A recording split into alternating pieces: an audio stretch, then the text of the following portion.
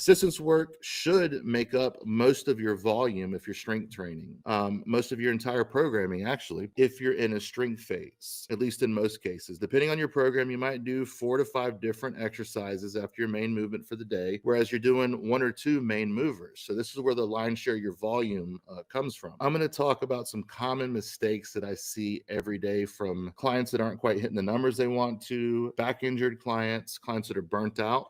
The most common one is ignoring weak points in assistance work. If you know you have weak points and aren't attacking them, and you aren't designing assistance work to strengthen the weaknesses, you're definitely missing out. I know it's more fun to do the things you're good at, but you got to do the things that you suck at. You have to hone in the details and get better at what you suck at. Strength training is not always going to be fun. If you're trying to get to that highest level possible for your genetic ability and predisposition and goal, then you're going to have to do a lot of things that suck, and it's not always going to be fun. Specific assistance work is the key. That's what you have to do. Eliminating your weaknesses to bolster your lifts. It's not just about squatting more or benching more or deadlifting more in most cases. It's about targeted assistance work. In 1020 Life, I tell you how to select your assistance work depending on where you miss in the lift. So it's got to be targeted. And whether it's you trying to supplement your overhead press, your bench press, your squat, your deadlift, or variants of these 4 main lifts, you got to be targeted. So don't ignore your weak points. Attack your weak points, and don't focus on the things that you're really good at as far as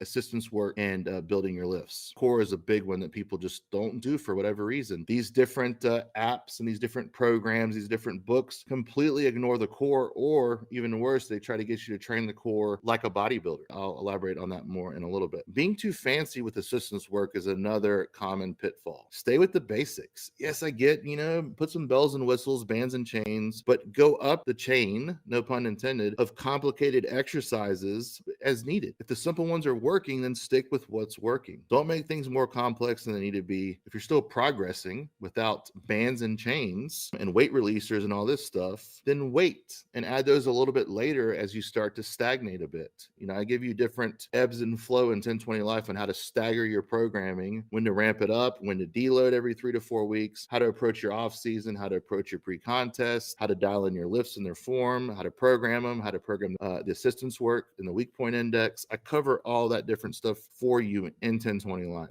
Add the things that are needed, not just what your favorite YouTuber is telling you to do or made a video about. That might include me. Just because I'm doing something or coaching something or showing off an exercise doesn't mean that it's going to be the best one for you and your goals.